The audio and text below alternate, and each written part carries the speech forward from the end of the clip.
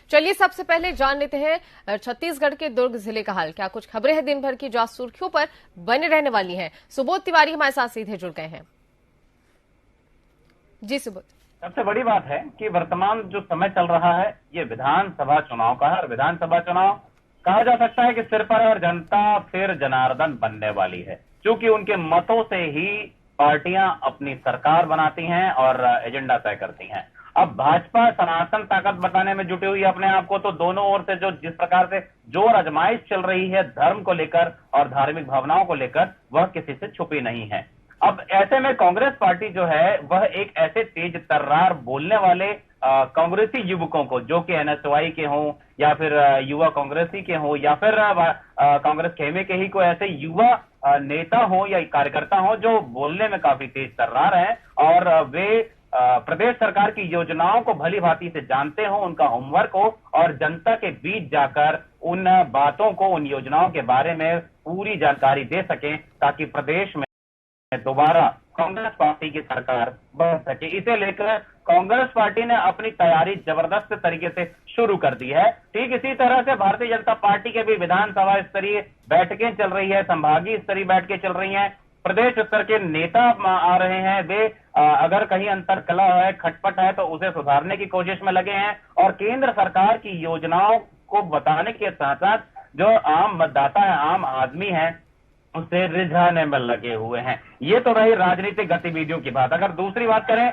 हेमचंद यादव विश्वविद्यालय की, जहां पर 2 दिन पहले मानद उपाधि दी गई थी छात्र छात्राओं को और साथ ही सीएम भूपेश बघेल भी वहां पे मौजूद थे और उन्हें भी दर्शन शास्त्र की उपाधि से नवाजा गया। तो एक बड़ी बात है कि अब इसकी परीक्षाएं जो चल रही हैं वहां नकलची पकड़े जा रहे हैं। जी हाँ, हेमचंद विश्वविद्यालय से जुड़ी जो परीक्षाएं चल रही हैं विभिन्न संकायों और कक्षाओं की, और वहां पर जो बच्चे हैं वे नकल की सामग्रियों के साथ पकड़े जा रहे हैं। किसी के पास चिट है लिखी हुई, बारीक अक्षरों में लिखी हुई, तो किसी के पास पूरी की पूरी कुंजी है, तो किसी के पास मोबाइल में डाउनलोड किया हुआ पीडीएफ है। बड़ी अचरज की बात है कि एक तरफ हेमचंद विश्वविद्यालय मानद डिग्री दे रहा है और वहीं दूसरी तरफ उसके ही परीक्षाओं में बच्चे यानी कि छात्र छात्राएं नकल सामग्री के साथ पकड़े जा रहे हैं। ऐसे 15 से भी ज्यादा विद्यार्थी पकड़े गए हैं, जो कि कवर्धा क्षेत्र के रहने वाले हैं, बालोद क्षेत्र के रहने वाले हैं और दुर्ग क्षेत्र के भी रहने वाले हैं। ये एक बड़ा प्रश्न है नकलची लोगों को लेकर। तीसरा है रेलवे का सबसे बड़ा प्रोजेक्ट, जो कि 310 करोड़ की लागत से भिलाई 3 चौरोदा के रेल मैदान में बन रहा है, क्योंकि रेलवे के द्वारा आरक्षित जमीन है वहां पर। और यह एक ऐसा बड़ा 50 मेगावाट का सोलर पावर प्लांट है जिसकी सहायता से यहाँ की ट्रेनें दौड़ेंगी।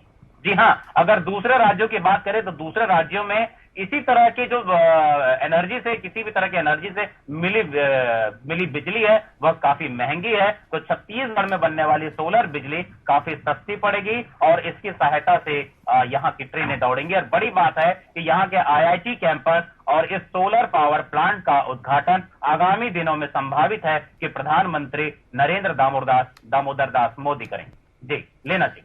सुबोध, अगर बात की जाए हेमचंद विश्वविद्यालय को लेकर होने वाली चीटिंग को लेकर, तो ऐसे में किसकी लापरवाही सामने आएगी? क्योंकि छात्र जब परीक्षा हॉल में जाते हैं तो उनकी अच्छे से चेकिंग की जाती है। ऐसे में नकल प्रकरण की बातें सामने आना, क्या कुछ चीजें सामने आ सकती हैं?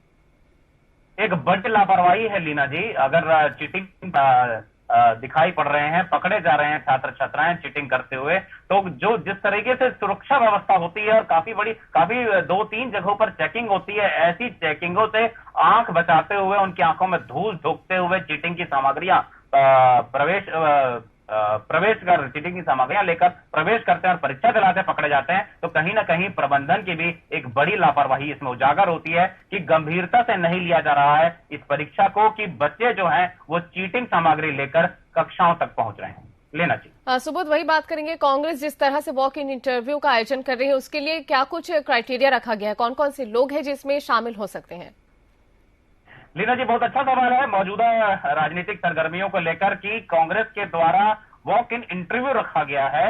ऐसे कार्यकर्ताओं को ढूंढा जा रहा है जो पढ़े लिखे हों, यानी कि ग्रेजुएट स्तर के हों, और प्रारंभिक सबसे पहली शर्त यह है कि वो प्रदेश सरकार की योजनाओं को जाने और कांग्रेस के प्रति समर्पण की भावना हो, और इसी के साथ वे अच्छे वक्ता के रूप में आम जनता के बीच में जाकर इन सारी बातों को, यानी कि कांग्रेस पार्टी की योजनाओं को, प्रदेश सरकार की योजनाओं को उनके बीच रखें, ताकि इसका पूरा पूरा लाभ, यानी कि चुनावी लाभ प्रदेश की कांग्रेस पार्टी को मिल सके। लेना सुबोध, अपराध जगत को लेकर जानकारी लेना चाहेंगे, क्योंकि लगातार दुर्ग पुलिस और प्रशासन सट्टेबाजी और अपराध के खिलाफ कार्रवाई कर रही है। क्या कुछ बड़े खुलासे हुए हैं, क्या जानकारी है? एक बड़ा सवाल है। दुर्ग जिले में जिस तरीके से पुलिसिंग काफी तेज चल रही है, दुर्ग पुलिस विभाग ऐसा कहता है, लेकिन वहीं यहां पर आपराधिक घटनाओं में भी लगातार वृद्धि देखी जा रही है। कहा जाता है कि दिल्ली और दुर्ग के बीच में होने वाली आपराधिक घटनाओं के बीच में फासला बहुत कम है।